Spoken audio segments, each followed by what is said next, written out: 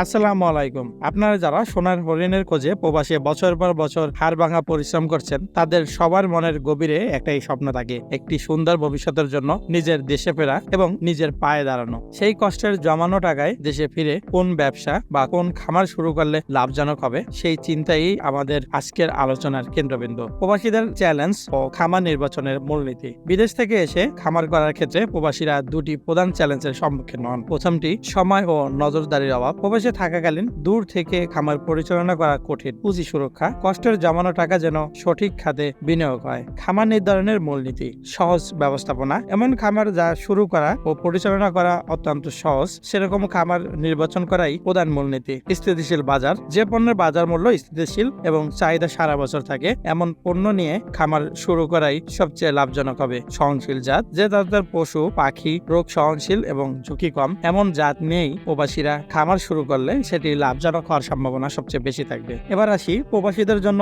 সেরা 5টি লাভজনক খামারের তথ্য নিয়ে। আধুনিক মাছ চাষ, এটি কেন সেরা হবে? দেশে ব্যাপক এই মাছের চাহিদা রয়েছে, তুলনামূলক কম পরিচর্যা প্রয়োজন এবং দ্রুত মুনাফা আসে। আর এর ঝুঁকি হলো কিছু রোগ বালাই হতে পারে, এছাড়াও পানিতে অক্সিজেনের অভাব হতে পারে। তবে 5 থেকে 6 মাসের মধ্যে পুঁজি ফেরত আসার সম্ভাবনা থাকে। পুঁজির পরিমাণ কেমন লাগতে পারে? প্রতি 1 বিঘায় পুঁজির পরিমাণ দরকার হতে পারে 1.5 লক্ষ থেকে 2 লক্ষ টাকা। এছাড়াও অন্য যে একটি উপযোগী উপাদান আছে, সেটি হচ্ছে লেয়ার মুরগি পালন। এটি কেন সেরা হবে? স্থিতিশীল দৈনিক আয়, এছাড়াও এই লেয়ার মুরগি ডিমও দিয়ে থাকে। একবার বিনিয়োগে দীর্ঘমেয়াদী ফলন পাওয়া যায়। আর লেয়ার মুরগি পালনের ঝুঁকি, প্রাথমিক খাদ্যের উচ্চ খরচ এবং দীর্ঘ সময় ডিমের জন্য অপেক্ষা করতে হয়। 100 মুরগিতে 60 থেকে 80,000 টাকা পুঁজির প্রয়োজন হয়। সোনালী মুরগি পালন, এর সুবিধা হলো দ্রুত পুঁজি ফেরত আসে, সাধারণত 9 থেকে 12 সপ্তাহে। দেশি স্বাদের কারণে বাজারের চাহিদা ভালো। বাজারে সোনালী মুরগির দাম ওঠানামা করে এবং কিছু রোগ বালাইয়েরও ঝুঁকি রয়েছে। সাধারণত 100 মুরগির জন্য 40 থেকে 50,000 টাকার পুঁজির প্রয়োজন হয়। ফলজ বাগান,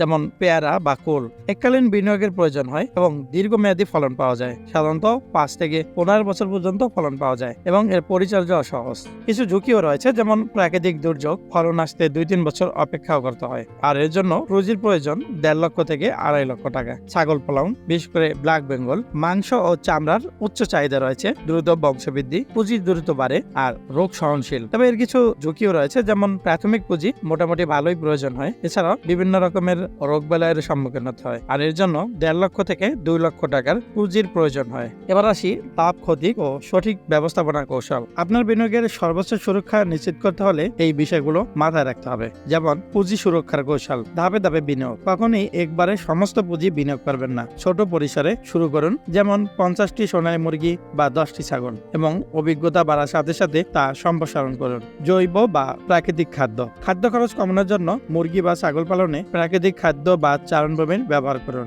নগদ প্রবাহ, মাছ চাষ বা লেয়ার মুরগি পালন করলে নিয়মিত নগদ অর্থ হাতে আসবে, যা খামারের পরিচর্যায় সাহায্য করবে। এবার আসি ঝুঁকি এবং প্রতিকার। রোগের ঝুঁকি, পশুপালনের ক্ষেত্রে সঠিক সময়ে টিকা দিতে হবে এবং বায়োসিকিউরিটি নিশ্চিত করতে হবে, তাহলেই পশুপালনে রোগের ঝুঁকি হ্রাস পাবে। বাজারের ঝুঁকি, ফলজ বাগানের ক্ষেত্রে স্থানীয় বাজারের পাশাপাশি অনলাইন প্ল্যাটফর্ম বা শহরের পাইকারি বাজারে সরাসরি বিক্রির ব্যবস্থা করতে হবে, তাহলে বাজারের ঝুঁকিও ফল চাষের ক্ষেত্রে অনেকটাই হ্রাস পাবে। শ্রমিক নির্ভরতা, এমন খামার করুন যেখানে আপনার উপস্থিতি সবচেয়ে গুরুত্বপূর্ণ, শ্রমিকের উপরে নির্ভরতা কম। যেমন লেয়ার বা ছাগল পালনে প্রাথমিক নজরদারি আপনার জন্য বেশি জরুরি। মুরগি পালন, ছাগল পালন কিংবা ফল ও সবজি চাষের ব্যাপারে আমাদের চ্যানেলে পর্যাপ্ত পরিমাণে ভিডিও আছে। কেউ সম্পূর্ণ তথ্য এবং পূর্ণাঙ্গ জ্ঞান অর্জন করতে চাইলে আমাদের এই ভিডিওগুলো মনোযোগ দিয়ে দেখতে পারেন। আমাদের সম্পূর্ণ বিশ্লেষণ এবং প্রবাসী ভাইদের চ্যালেঞ্জ বিবেচনা করে বিএচএল এগ্রো এর পক্ষ থেকে আমরা দুটি ক্ষেত্রে বিশেষ পরামর্শ দিচ্ছি। প্রথমত, দ্রুত মুনাফা ও